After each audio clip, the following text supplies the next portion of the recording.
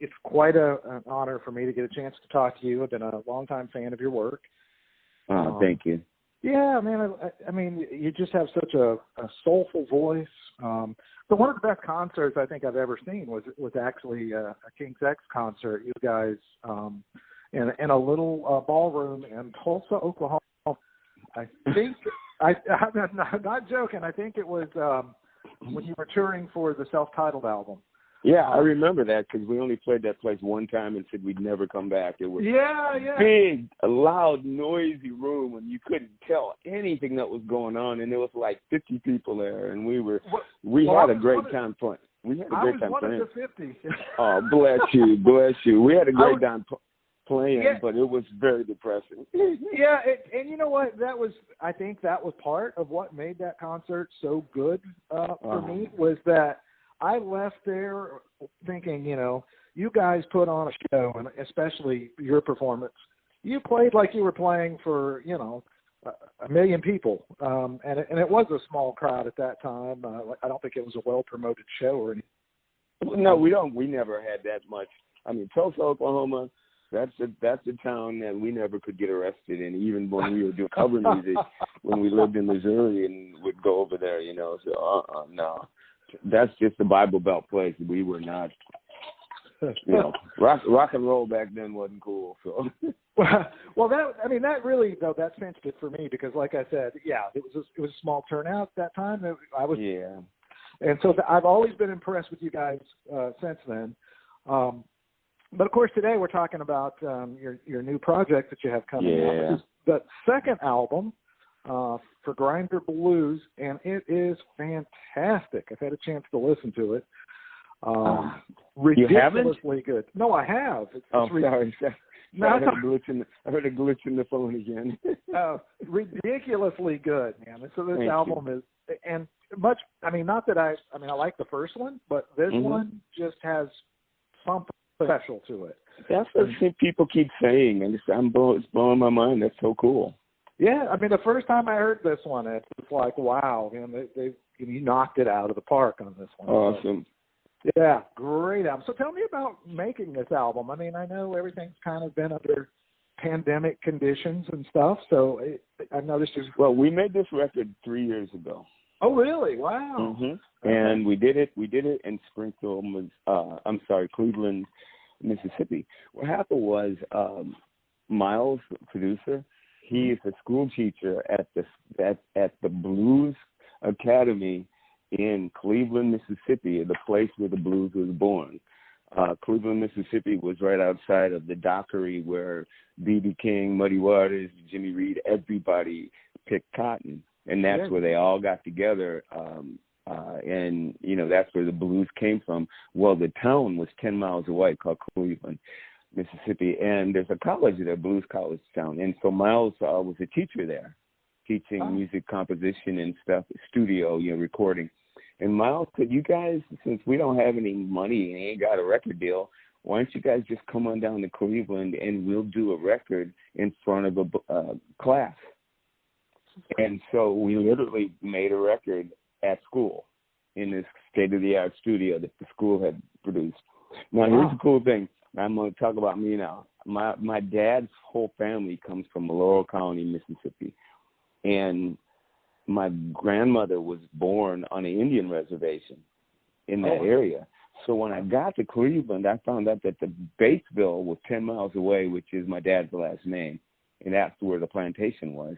And 10 miles the other way was where my grandmother was born on the Indian reservation, the Choctaw Indian reservation.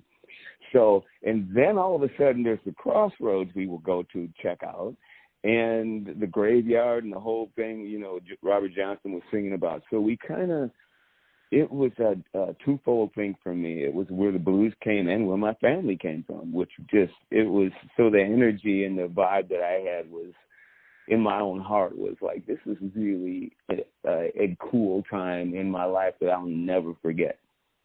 Yeah, and, I can see where you have like a spiritual connection almost to this. Yeah, it really was. And the song "Another Way Around," the first song on the album, when I got to the Mississippi River, now going to Cleveland, Mississippi, the way I came, it was a 2-lane road for 45 miles.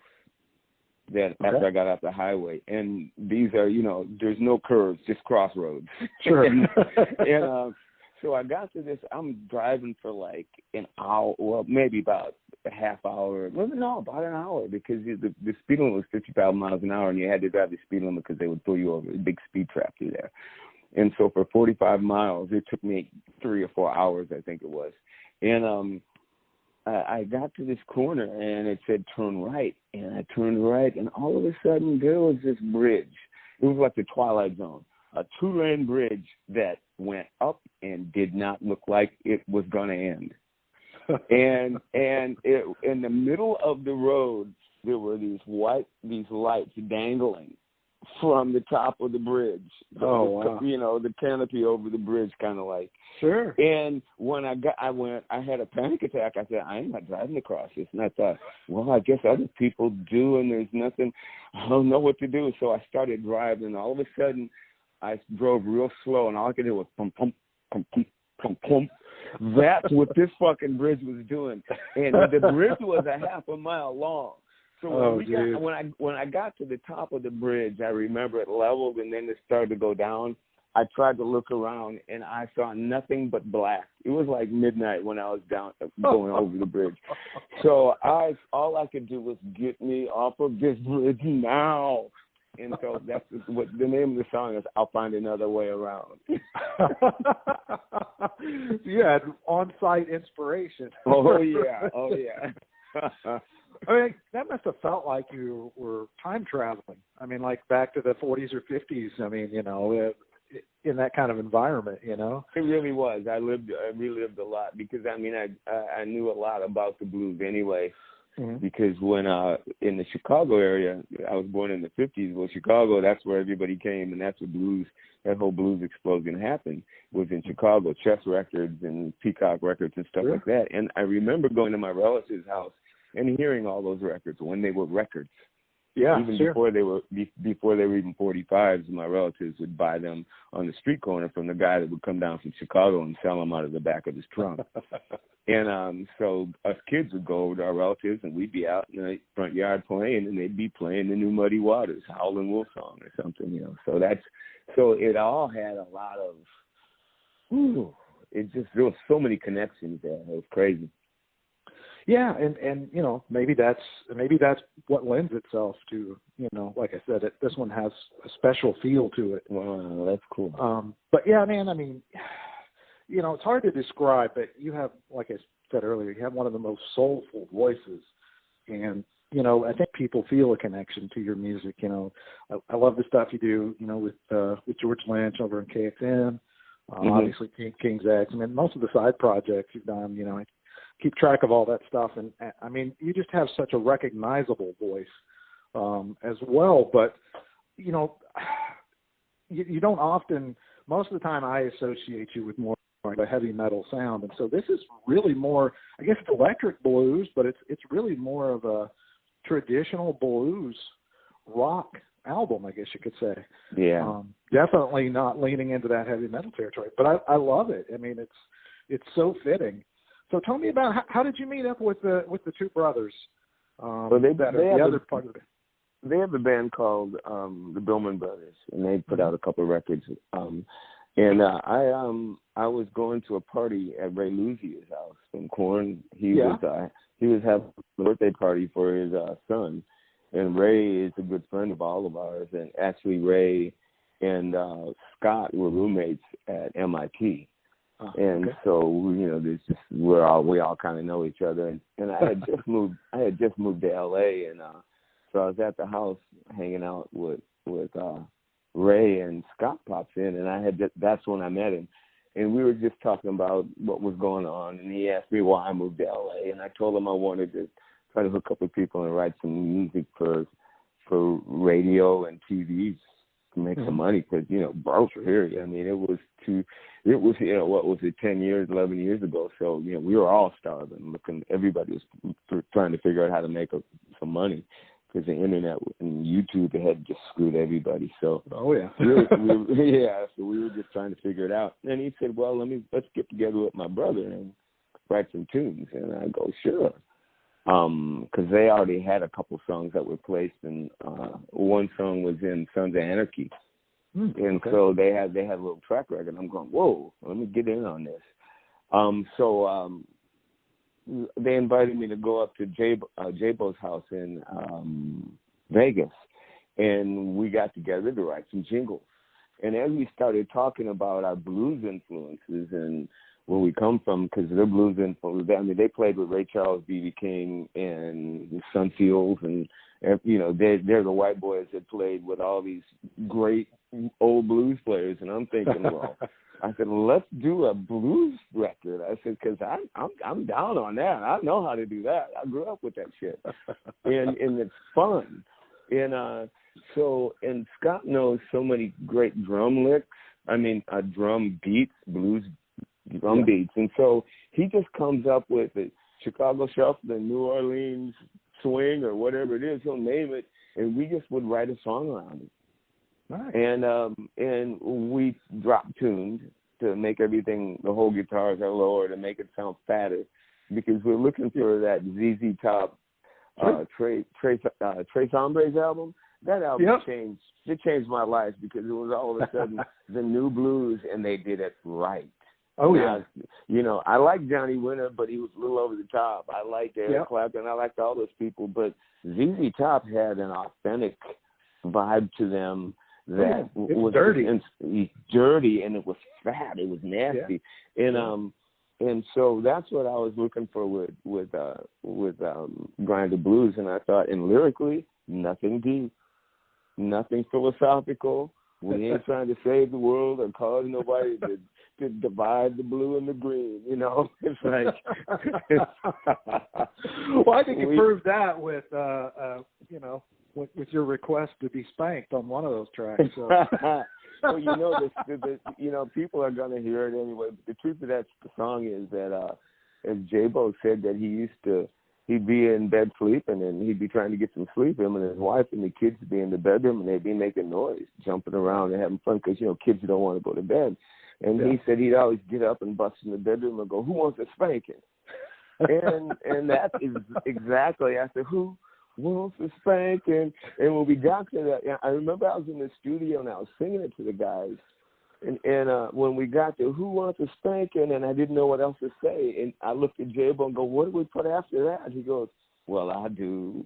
And we went, "Yeah." And that's how that came about. I mean, I lost it when I heard that, you know, because I mean, who wants a spanking? Okay, I get it. You know, it's funny, but that made the whole song. Yeah, you know, I do. You know, it did. It saved it. It saved it. It really did. Jabo's a genius. Oh man, I think it's probably one of the, you know, really memorable songs on the album because of that, and it's kind of got that, you know, that tongue-in-cheek kind of humor, feel, like ZZ Top. You know, they do a lot of songs like that with a little bit of, you know, innuendo mixed in with, you know, a good time, and it's funny. a story that ain't true, but it's all about the Mexican blackbird. Yep. that was my favorite song, because I used to see this half black, half Mexican girl, you know, hanging out down at the border in the desert with all these Mexicans, you know, because I lived in Texas for 40 years. So it's like, that's, oh God, when ZZ Top, when that record came out, I was in my 20s and I lived in Chicago area at that time. So I knew nothing. Nobody knew anything about Texas. We just heard that all we knew was Texas was the biggest state and everything was big in Texas, and we all laughed. You know, that was the story. And then ZZ Top came around and showed us what Texas was. And I became I was fascinated with Texas. But I had this picture of Texas the way they painted it. Yeah. And when I moved to Houston, Texas, it was like moving to Florida. Okay, I'm going, where are the mountains and where's the fucking desert? You know, and I go, what? Yeah, no, you're not going to find any damn cactus in Houston. No. In a flower bed. But the coolest thing was King's ex-manager was Sam Taylor. And Sam Taylor's first cousin was Bill Ham, and Sam worked in the Bill Ham camp with ZZ Top from the beginning.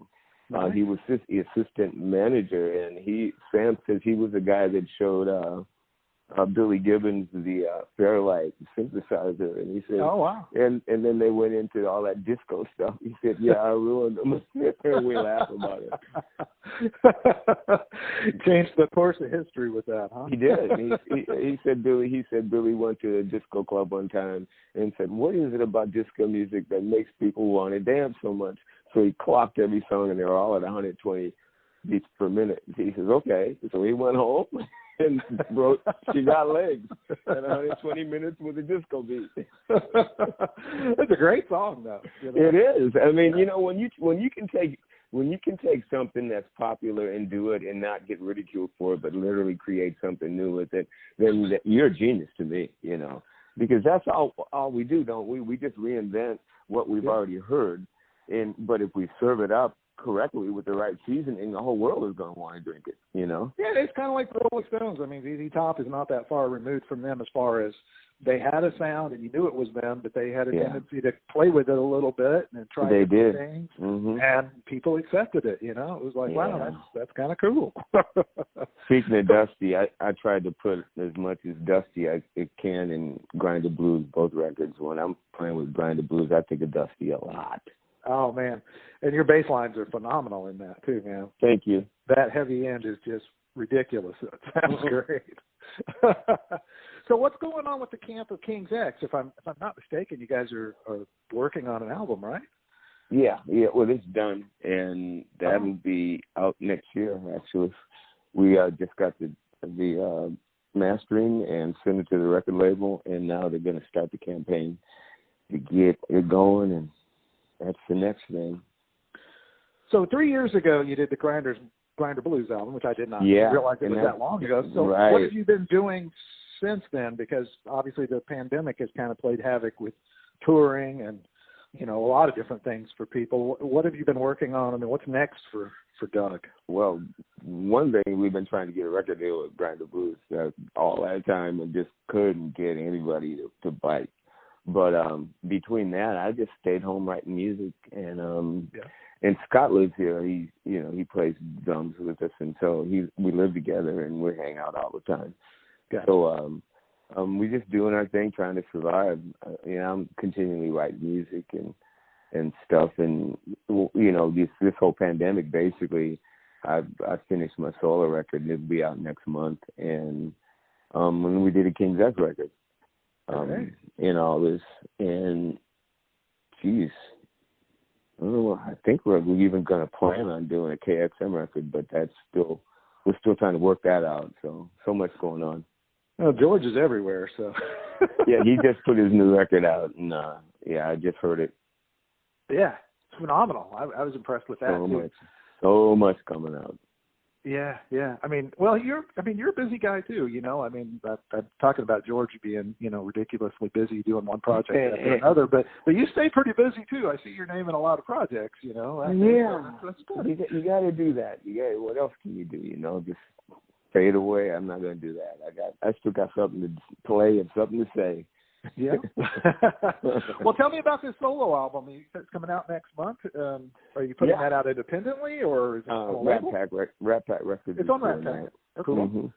Very cool. Yeah. I'm waiting for Jill to call me so we can find out what's going on. I got the video done, and the record's been done for a couple months now. But when the guy from Metal Church passed, and then Mike Howe? And then another guy passed from another band too. Yeah, it's recently. From what's the band? Trouble? Anyway, no. Oh yeah, I heard about him too. But the other guy was I can't remember the name of the band now. But both guys had some solo records and stuff on Rat Pack, and when they both passed away within weeks. You know what happens when someone dies. Everybody wants to buy everything that you have, and all of a sudden he says he was having a hard time. He says, "Here, these two guys are my friends," and all of a sudden I can't even grieve because I gotta sell this stuff to these people, you know. And it was something. So people are just dropping like crazy. Oh, I know that, especially in the musician field. And I mean, it seems like in the last month or two, Charlie Watts yesterday. Yeah, just unexpected to me. I mean, I realize he's 80 years old and, not in the best of health, but I just didn't see it coming. So, and I didn't know it was Dusty Hill either. So, that was a surprise. Dusty was. Charlie Watts, I remember about 2 weeks ago, somebody said they took him to the hospital, but he's to be okay. And I thought, he's 80. Yeah. I wonder. Yeah. Well, poor guy. Well, I've seen pictures of you on Facebook, man, and you look like you're in excellent shape these days. That's scary, but the doctor even says that. I took the blood test and I did everything, and it kind of like almost nothing's wrong with me. Hell, you're in better shape than I am, and I think you're, close to 15, 20 years older than I am. Yeah, I'll be 71 next month. Yeah, I'm lucky. It's kind of freaking me out to the point where I'm appreciating it more. Yeah. Well, that's great, though. I mean, you know what they always say. I mean, as long as you have your health, right? So. Yeah. And in my mind, hopefully, my aunt. I have a great aunt who's 103. Oh wow. So you got good genetics.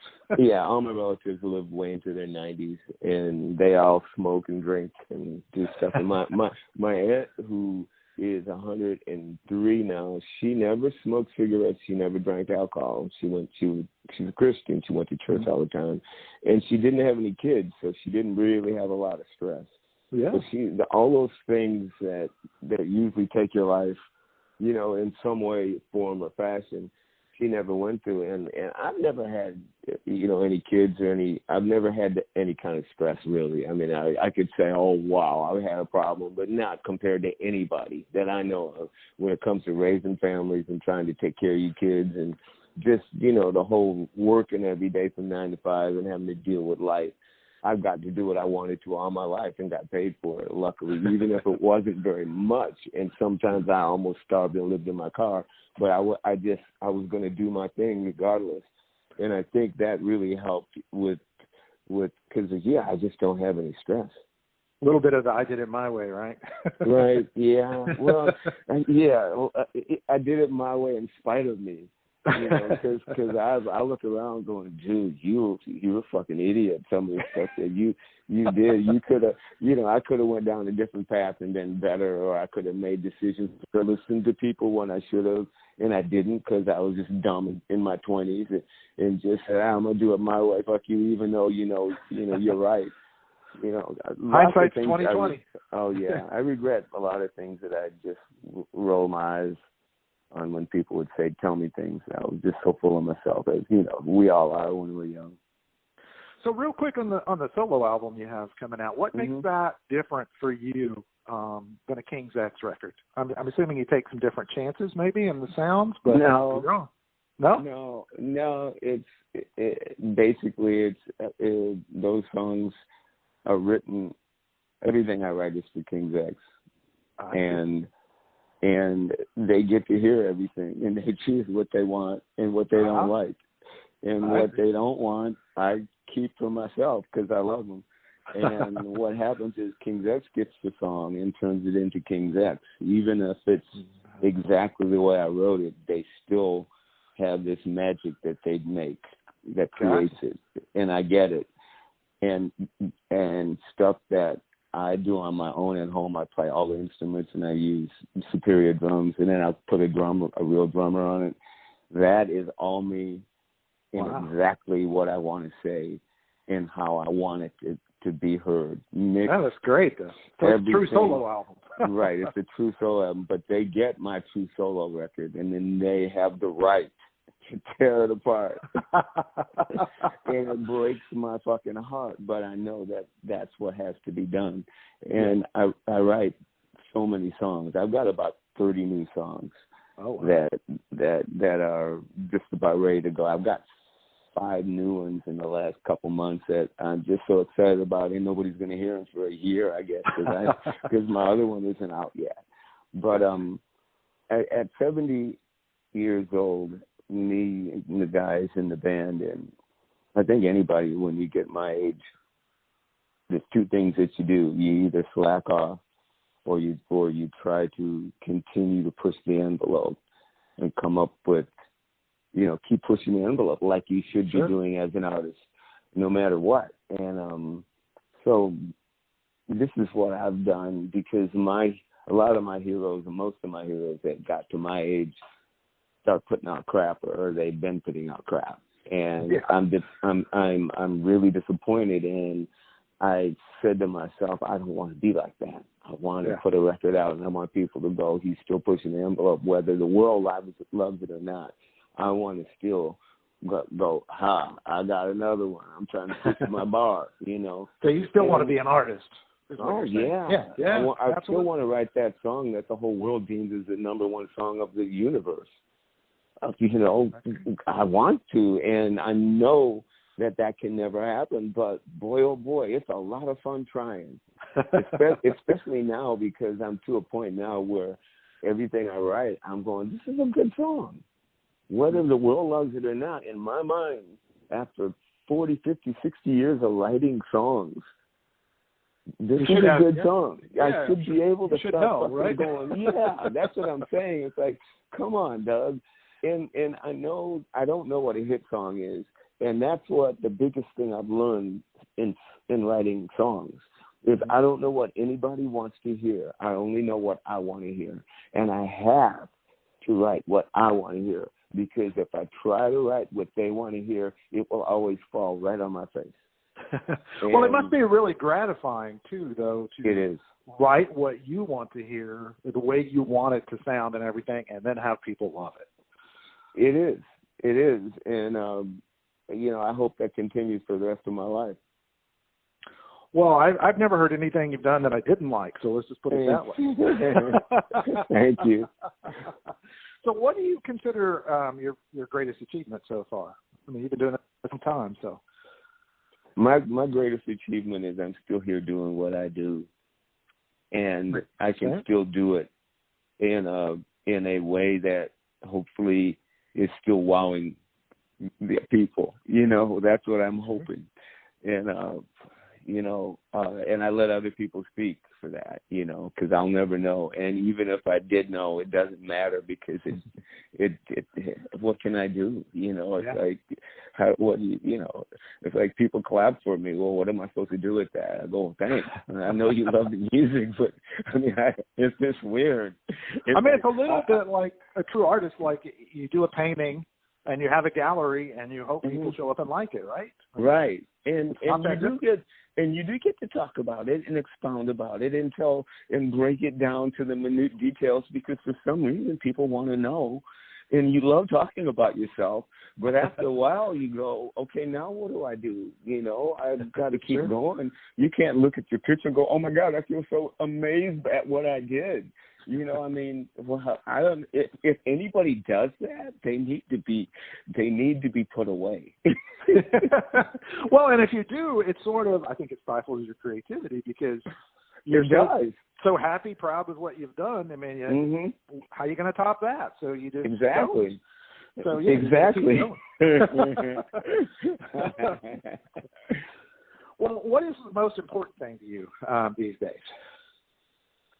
Most important thing is keeping a level head and trying to be that anchor for other people who you love, to be that anchor. Well, that is admirable and a tough situation, because clearly in the United States right now we have a lot of people who are not keeping a level head, and that's my point. That's the weird world we're in right now.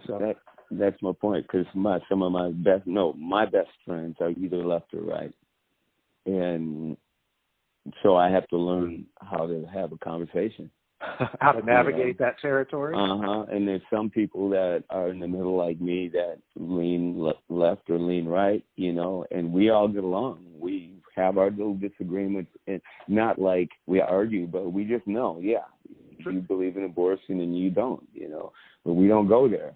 That's not our friendship. And we try to find those things, and we're friends. We love music and stuff like that. But then I've got other friends who, you know, once I said to a friend of mine, I said, dude, you know, Trump's a piece of shit, but he has done a couple good things. Fuck him. You know, and go, whoa. And then you go to the other side, you know. And at one time I was at some friend's house. We were having a picnic in Texas, and I said, "Can you believe Trump?" And my best friend turned around and looked at me and said, "What about Trump?" With the big Y. It was like everything changed, and I went, "Nothing." Wait a minute, you know. And that's I'm going, wow. It's worse now, because this people way worse. I think it's much worse. So we're very, you know, as a country, very divided. And the things my friends send me, I just go, "You really believe that? You yeah, really that's believe that?"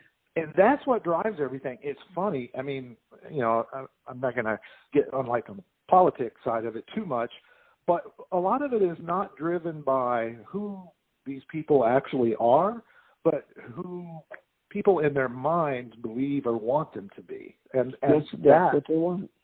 Yeah, and it's the belief factor, just like with the vaccine that's going on now, different things.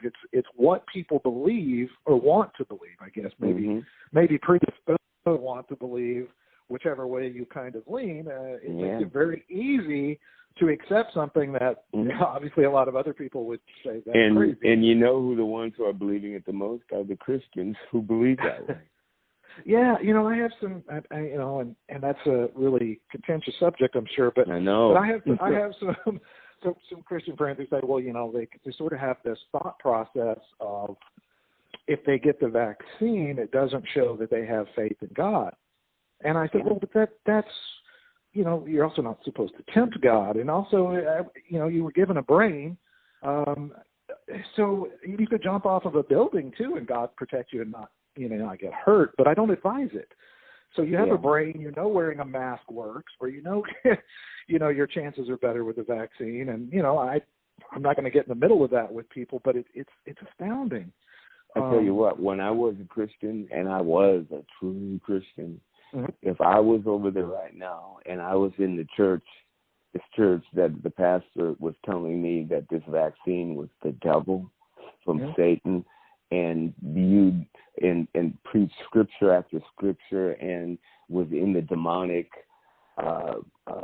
it's called, what you call ministry. There's a ministry in Pentecostals where there's this whole series on the devil and demons and what Satan does. And it's so unbelievable that you're afraid to walk out the door. And so when he says this vaccine is of the devil, it literally scares people. Oh, yeah, absolutely. And I remember before I started smoking weed, and I was, as a Christian, believing that you are opening your mind up to the devil if you smoke weed. I went to a place one time and some people were smoking weed, and I literally almost had a panic attack. I was so scared. And see, that's the power of faith. Yeah, it's belief. I mean, it can go either way. You're correct. Yeah. You know, I mean, we had a long discussion about that the other day about, well, you know, with a good friend of mine who is a Christian and, you know, doesn't want to wear a mask, doesn't want to wear it all because he feels like it's, you know, again, not an act or showing that he has faith. And I'm like, you wear a seatbelt though, right? I mean, if you ride a motorcycle, obviously not everybody does, but if you wear a helmet, I mean, you know, there's so many things. Right, and there's no logic, because when people would throw that stuff at me, I would find a different scripture. It was like whatever scripture you wanted to win. Yeah, you can find it. Yeah. You can always find something to flip it around and say, no, but this, because it's all open to interpretation. It's so unfortunate that people base such big decisions in their lives sometimes. It's frustrating on their opinion of what something because they run our is. lives. You know, they run our lives. Absolutely, faith is an incredible thing, and like I said, it can certainly be good for a lot of people. People having faith, I think, has been very beneficial for people over the years, but having faith in the wrong thing or the wrong idea is almost equally as bad, right? So, so it's troubling. Well, your songs are definitely uplifting. I think that's great to have that available, you know, during this time in our lives, because who knows how long we're going to be dealing with pandemic-type situations. That is true also, though. These songs are so much fun that we can get up and do them right now. Yeah, and they're fun. That's what I love, and they're all like in a key that I can just get up smoke some weed and drink a little bit and get up there and sing. There's no complicated like Doug scream and yelling, all these acrobatic vocals with harmonies that we have to do. And I love it. It's so much more fun that way. You know, it's fun. Everybody needs it. And it's a part of the way I naturally sing anyway. I've always grown up singing, you know, soul music is my teenage years. That's when I learned that stuff, and I never lost it, even though I loved Yes and Kansas and show tunes and Broadway and all that. I learned all that stuff, you know, as a kid growing up, all different types of music because I just love vocals. Yeah. But it seems like soul music, when Aretha Franklin and Stevie Wonder started singing back in the day, that kind of put my wall, that little box around me. I went, this is what I want. Yeah. Well, you know, I mean, the same for me when I grew up. You know, my mom probably introduced me to music first, and she would listen to Aretha Franklin, Sam Cooke albums. You know, and I mean, I was like, wow, this is awesome. You know? Yeah. These are great. I'm loving it, you know. And then you put on Doris Day and you go, what the fuck is this? Yeah. Yeah, so of course my tastes expanded over the years. But you know, you're inundated with so many different types of music. Yeah. And luckily I'm a pretty eclectic kind of fellow, but you know. But yeah, there's something about going back to that place where it just seems authentic, and I think, you know, that soulful part that just comes from each one of us, you know, that type, I mean, really seems so authentic, those vocals. Yeah. And I think that's a lot of your success with your music, I think, is that, because it just sounds from the heart. It sounds authentic when you belt it out. You sound like you mean it. Thank you. Well, man, it's been incredible to get a chance to talk to you. I'm looking forward to this album coming out. I am working on a review for that right now. Awesome. But everybody at Excess Rock, we're huge fans of your work. So keep us in the loop. Let us know what's going on. The solo album, King's X, anything else you got going on, we'll be sure and get the word out and promote what you're doing, because it's great stuff. Thank you very much. All right. Thanks, Doug. I appreciate it. All right. Have a good day.